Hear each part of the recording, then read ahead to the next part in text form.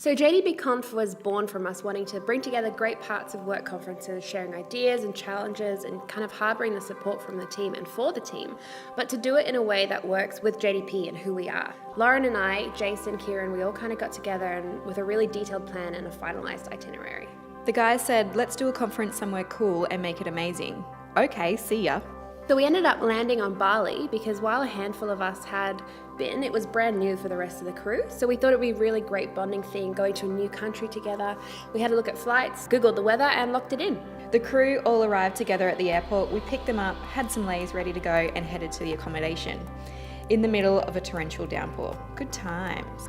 Definitely my favourite thing was just seeing the crew's reaction to the accommodation.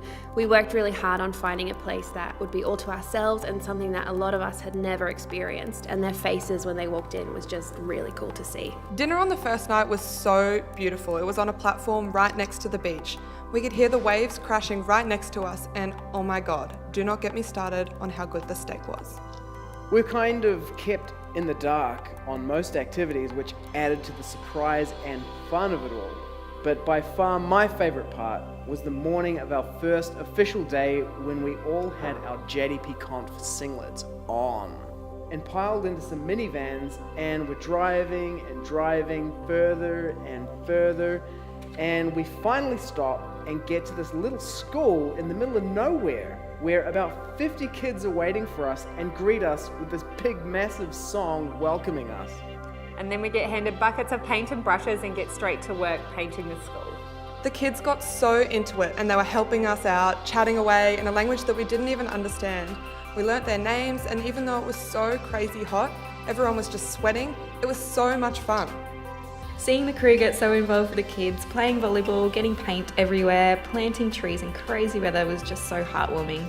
We knew everyone had a huge year coming into the conference, but to see them put 100% behind helping out just put a huge smile on my face. After the school, we were all eager to see this great temple to the god of Shiva that was close by. Getting into a culture so different from what we see every day was pretty damn great. So it was on the way home from the school and the temple, people started getting a little bit nervous. They knew the conference was coming up and we all had to say something. You could definitely feel the jitteriness on the bus. All of us had this idea about conferences in our head, like we would be sitting in a boardroom with our laptops, looking at graphics or doing weird ice breakers, but we headed up to the biggest media room filled with pillows, couches, a flat screen, beverages on tap, and honestly it felt like a group of friends who were just talking to each other about their day. It was awesome. The leaders all spoke a bit about their year and the future of the company, and then each of us got up and talked about our year and the challenges we faced and what we were looking to do for 2017. You'd think that 20 people each speaking about that would get boring or long, but everyone was behind each other and all involved in the discussion. We packed so much into that first day, so the second day we piled everyone into the minivans again. And again, we didn't know where we were going. Best part, we get this big, beautiful catamaran to ourselves. So we sail about an hour and a half to this island off the coast of Bali, Lambangan, and it's all about snorkeling, massages, and a great lunch. There was banana boating, of course, which some of us enjoyed more than others. I've actually never looked more like a drowned rat in my entire life than trying to get back on that banana boat. 10 out of 10 would do it again though.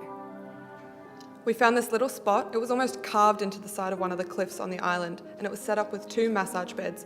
$20 and an hour later, and we were feeling really relaxed, looking out onto the best bay, best day ever.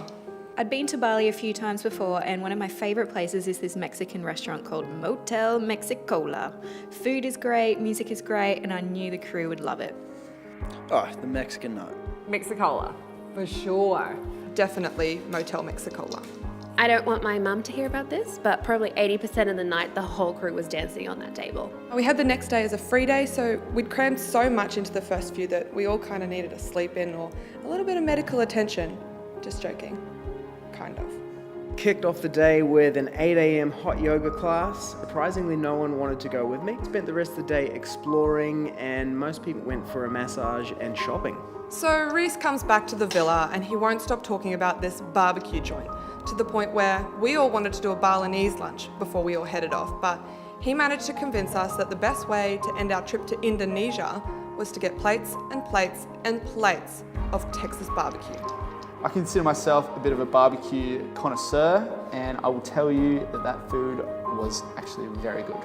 The best part of that lunch was seeing everyone sitting with zero care in the world, sweating like absolute pigs, digging into this delicious food. Girls with absolute no makeup on and t-shirts and being 100% real. It was probably the grossest we've all looked, but it was amazing and no one cared. And on that note, it was over. Honouring the way the trip started, as soon as we got on the bus for the airport, it started pouring down with rain. We got on the plane and it was over. Where to next? You'll have to wait and see.